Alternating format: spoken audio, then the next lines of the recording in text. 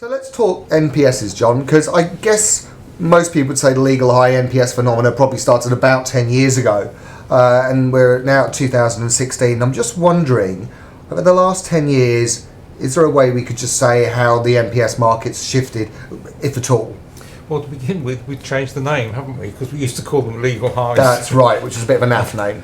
And now the sort of accepted phraseology, I suppose, is either novel psychoactive substances or new psychoactive substances. And you're right, it started, the first one we collected here was in 2006, January 2006, and that was BZP, benzopyrazine. So flogged as a tablet, trying to mimic the effect of MDMA. Or trying to, yes, or more amphetamine. It was a stimulant, a non-controlled chemical which could be sold legally, but had an effect very similar to the amphetamines. Okay. And that was probably the compound that started the whole legal high thing. It set the model that you could sell chemicals that weren't controlled by the world's drug controls as drugs and make a large amount of money by doing it. And then over the years, as different legislations have controlled the substances, then new compounds have come in and out of vogue. So the things we used to see, we don't see anymore because they're controlled almost always around the world. But 10 years ago, we would have had a bunch of tablets trying to be stimulants, and we would have had a bunch of powders like methadone trying to be stimulants, or MDMA or cocaine-like drugs. Yes. But we wouldn't have had many synthetic cannabinoid products. Absolutely none whatsoever. I mean, these were the new kids on the block.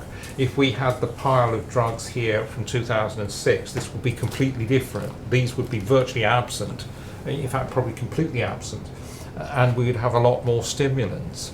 And it looks like this is trying to mimic methadone. I mean, one of them's even called Meow Meow.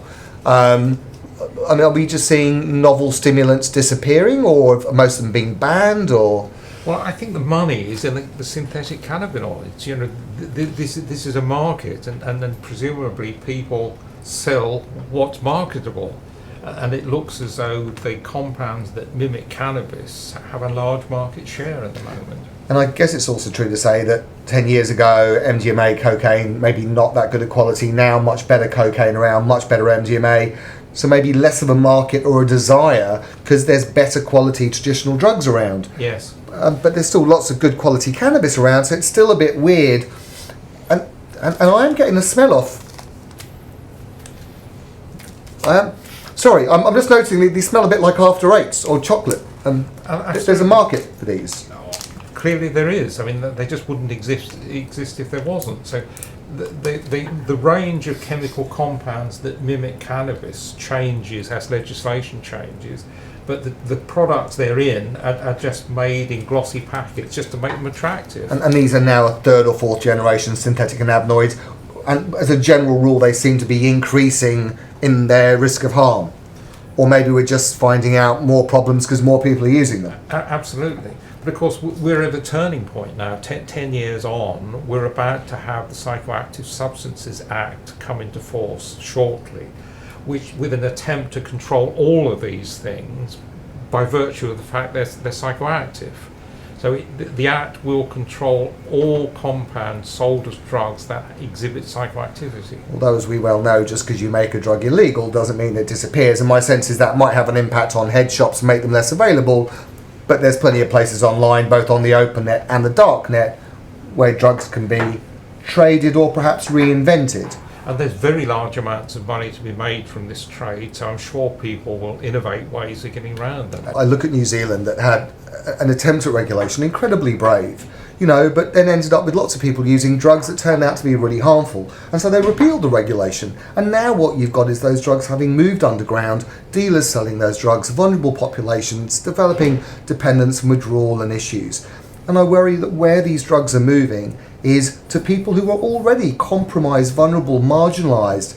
And, with everything that's going on with reducing funding for drug treatment services, and with very little effort or money going into issues of demand reduction, the problems related to these drugs will continue because most people in the UK don't buy them from shops. They buy them online, they buy them from friends, and they're still going to be able to access them. So I think one thing we can be sure about is the consequences of the Act are really difficult to predict. We don't know exactly how the market will go. But, as a toxicologist, I can't sit here and condone the sale of untested chemicals to kids who know no better. No, I absolutely agree. And the disadvantaged people, if we make these compounds unavailable, we need to do something else to help them out of their lifestyle. Absolutely, but I would also ask that government puts in place some way of monitoring what the impact was of their legislation before it comes in, both on their use and the harms. I mean, there's been a number of instances over the last 20 years where supposedly harm reduction initiatives have backfired. So, Temazepam gel capsules were a harm reduction initiative. People took the gel out, heated them, and lost limbs. But it's not just the health consequences too. Young people need to know what the law is. The law needs to be explained to them. They need to know what the consequences are. Because, social supply, if somebody buys on the internet and sells it to their friends, they're probably guilty of a supply offence. So that they need to know what the law says. Even if you disapprove of it, there still ought to be money spent on telling people what the law is, and also hopefully doing something to reduce demand. Because we've never been successful in controlling drug use by controlling supply. Despite all our best attempts, it has to be something done on the demand side. Well, but we've also not ever been very good in educating people honestly around the effects of drugs, the reasons why people drugs, and giving people honest harm reduction information. So it's maybe an opportunity now to change that dialogue, and actually the internet, although clearly the drug market without boundaries potentially could be harnessed as a source of really good community information that could become a trusted resource. Because I think the one area of shared concern is that government and people who use drugs don't want to die from taking drugs. There is an area of shared concern, but that's never harnessed.